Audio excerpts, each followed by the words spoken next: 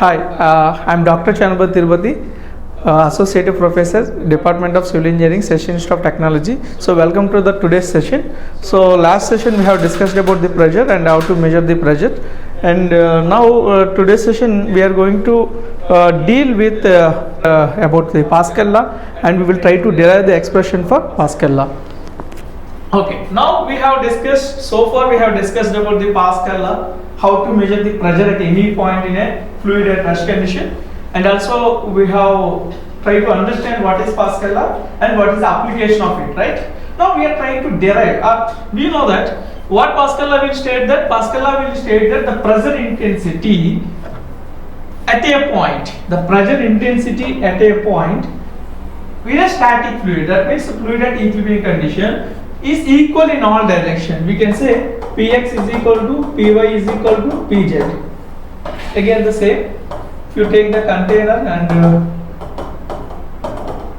so if you apply some force here, if it is created pressure here, for example, so this pressure intensity is same in any direction, Px or Py or you can say Pz. In any direction, the pressure intensity is same. So here Px, Py and Pz. So the pressure intensity is same in any direction, right? That we have to prove it. So how to prove this Pascal law? This is a very important question for university exams. So try to listen carefully. Okay. Yeah. So now we are trying to prove it. How we have to prove this? So first, what I did is I have considered an arbitrary fluid element, wedge shape. So I have considered an arbitrary fluid element in a wedge shape. What is arbitrary fluid element? So there is no definite shape. Just I have considered randomly, right? Some shape, some fluid element. For example, there is a fluid. So there is a fluid. This is the pressure surface of the liquid. The fluid is flowing. So randomly I have selected one fluid element. Arbitrary means random. Randomly I have selected one fluid element which is of wedge shape. Okay. The thing is, this you have to understand, in a fluid mass at rest.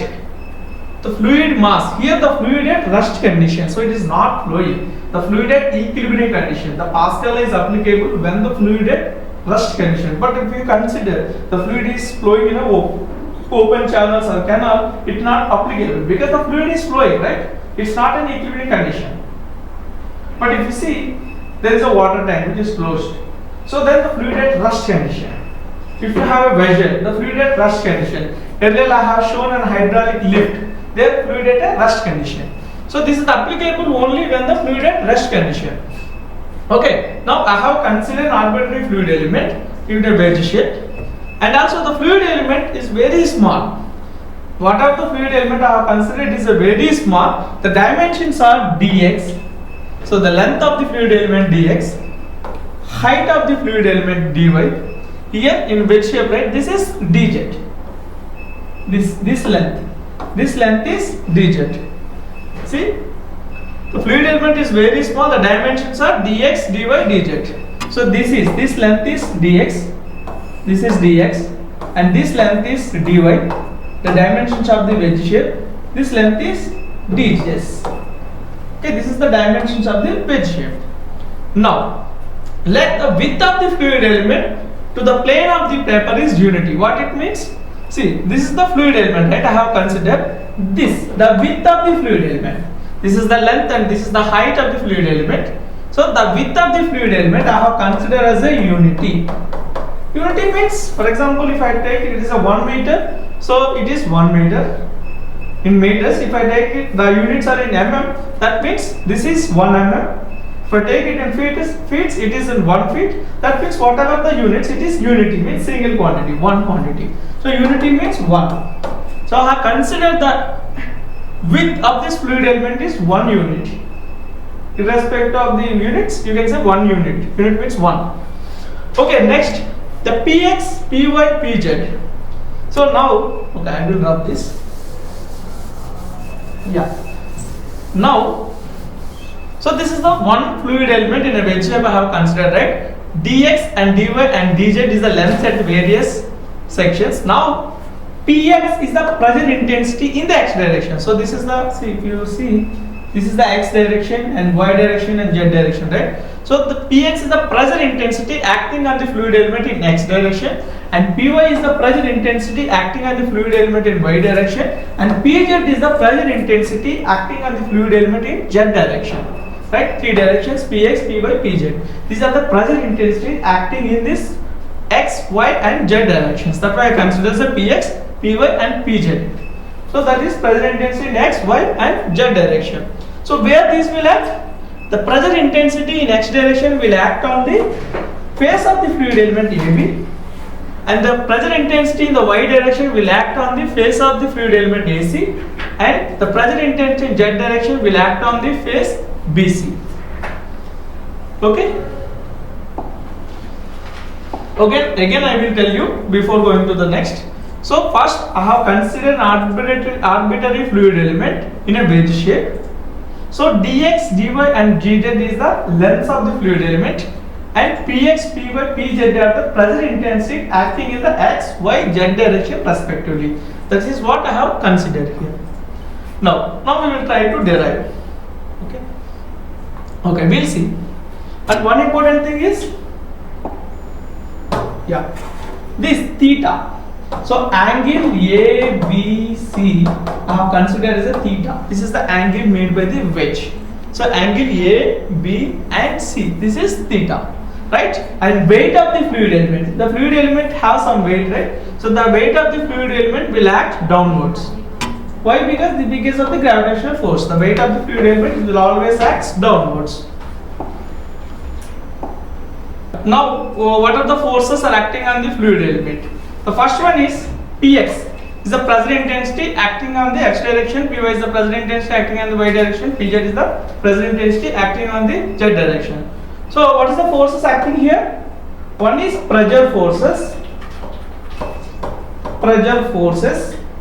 on AB, BC and AC, right? And second one is weight of the fluid element. Weight of the fluid element. So these are the total forces acting on the wedge of the fluid element, what we have considered, right? First one is, I want to find out the pressure intensity acting on the face AB, pressure force. So first I want to find out the pressure force acting on the fluid element face AB. So what is the pressure force acting on the fluid element? Force is, so pressure intensity is equal to force per area. Force means pressure intensity into area, right? This we already derived in the previous slides, right? So I want to find out the pressure force. It is nothing but pressure intensity into area. What is the pressure intensity?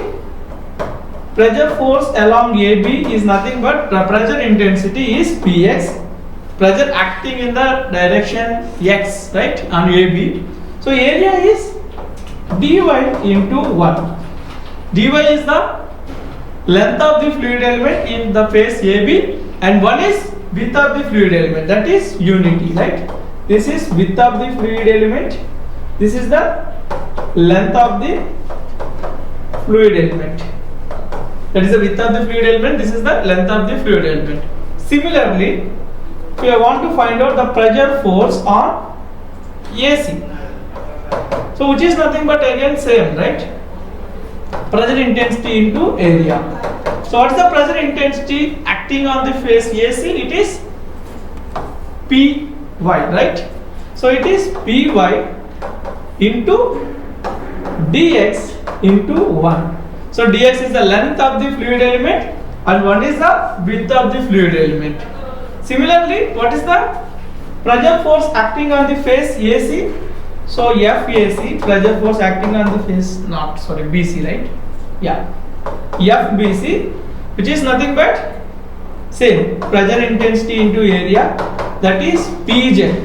Pressure intensity acting on the face BC is Pz. Area is ds into 1. 1 is the width and ds is the length of the fluid element in z direction or b, so and bs. Right, these are the pressure forces acting on the fluid element. What is the other force? The weight of the fluid elements are acting also here, right? So next, weight of the fluid element. Weight of the fluid element. What is the weight of the fluid element? It is nothing but weight. Weight is nothing but mass into acceleration due to gravity. We already derived in the first unit. So mass. What is mass? So we know that density is equal to mass by volume. This is we have discussed in the second class, right? So what is the mass here? So mass is equal to density into volume. So what is the density? So here if you substitute this here, so it will be rho Vg, right? This is the weight of the fluid element. Okay, rho is density and g is acceleration due to gravity. What is the V here? V is the volume of the fluid element. Volume of the fluid element. What is the volume of the fluid element? So area of the fluid element into width. What is the area of the fluid element? Half into base into height, right? So that means density into half into dx into dy, dx into dy into width of the fluid element is 1 into g, that is rho dx dy g by 2. This is the weight of the fluid element. Yeah. Now we find out the forces acting on the fluid element. Force acting in the x direction, force acting in the y direction, force acting in the z direction, and force acting downwards of the weight of the fluid element. This is what we have derived, right? Okay. Now I will rub.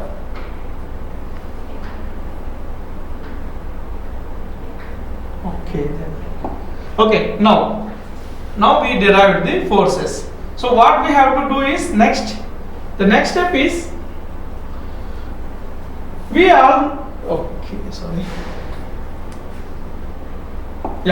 know that I think in engineering mechanics you have studied that algebraic sum of the forces in horizontal direction will be 0. Right? Algebraic sum of, when the body is equilibrium condition, the algebraic sum of the forces acting in the horizontal direction will be 0 and sum of the forces acting in the vertical direction will be 0. This is what we already derived.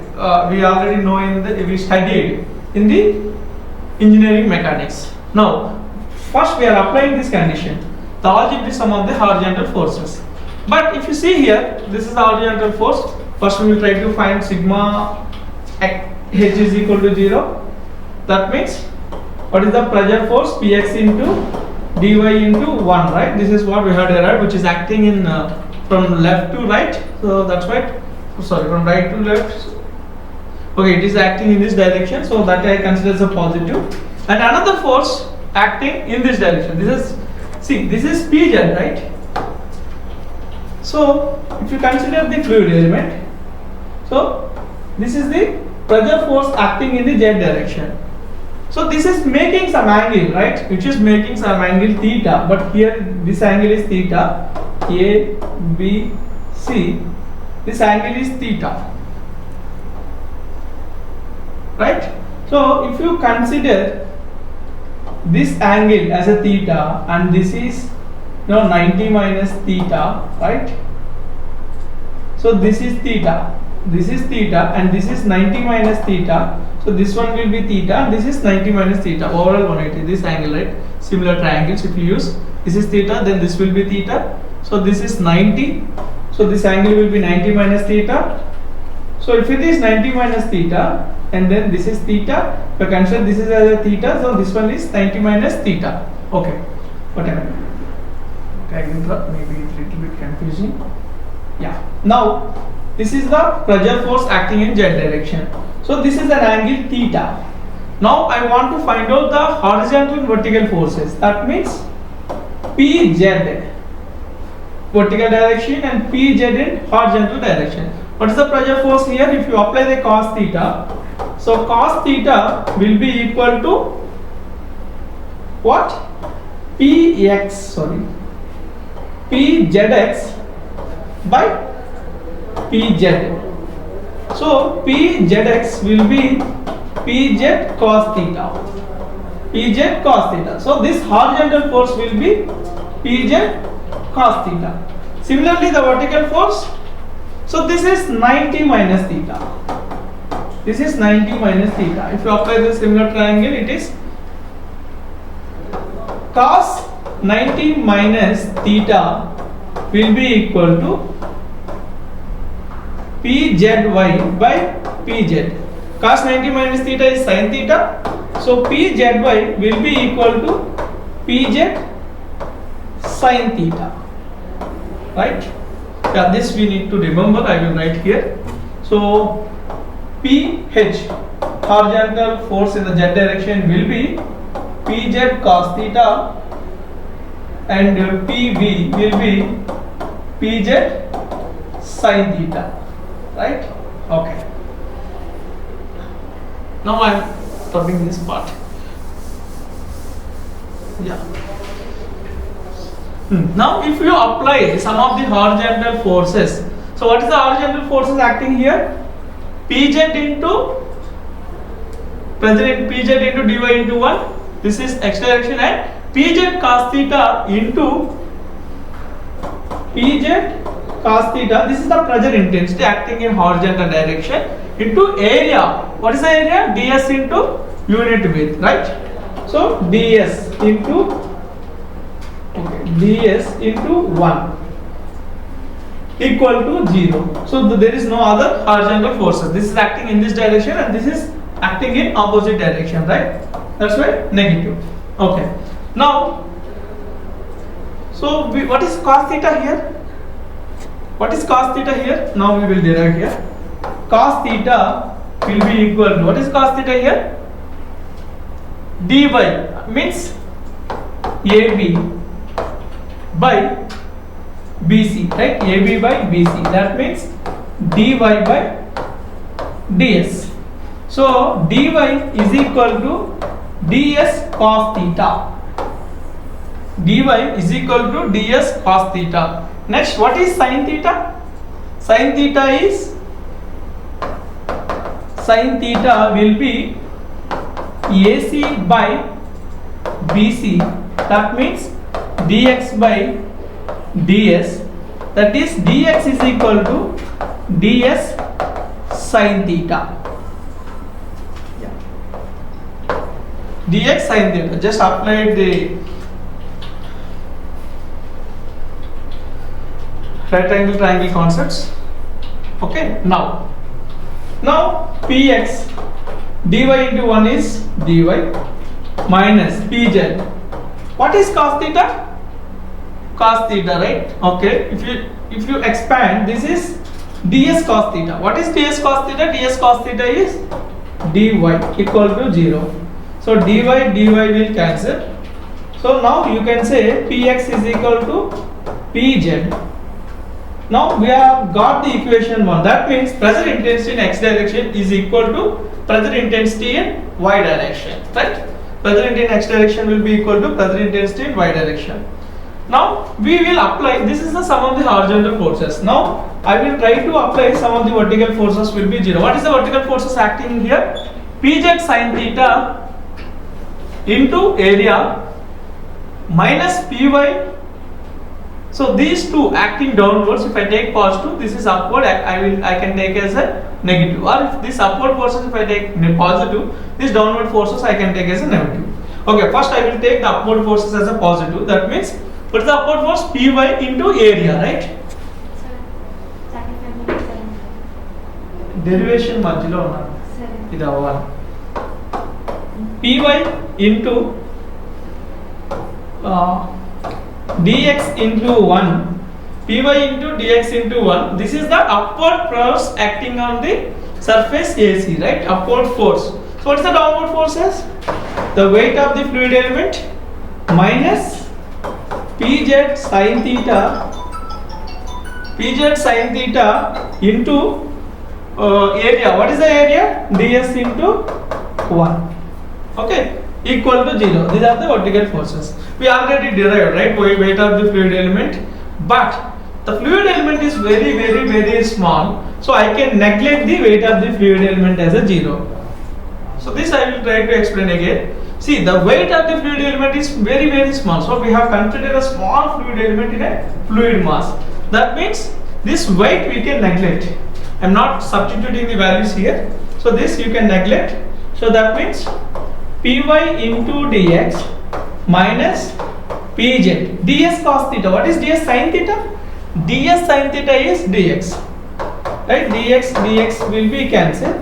So it is py is equal to pz. This is equation 2. Now if you see from the equation 1 and 2, what you can say is, from equation 1 and 2, you can say px is equal to pz and py is equal to pz. That means px is equal to py is equal to pz. That means pressure intensity acting on a fluid in all direction is equal, right? When the fluid at static condition or equilibrium condition, the pressure intensity acting on the fluid element is equal in all direction. That is what we are deriving in Pascal law. This is the way to prove the Pascal law, right? Hence we got.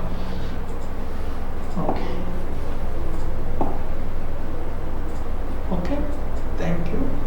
Yeah, this is the reference book. You can go for further reference, and thank you for your attention. Next class we will try to understand the hydrostatic law, and also we will try to solve some numerical problems related to hydrostatic law and Pascal law. Thank you.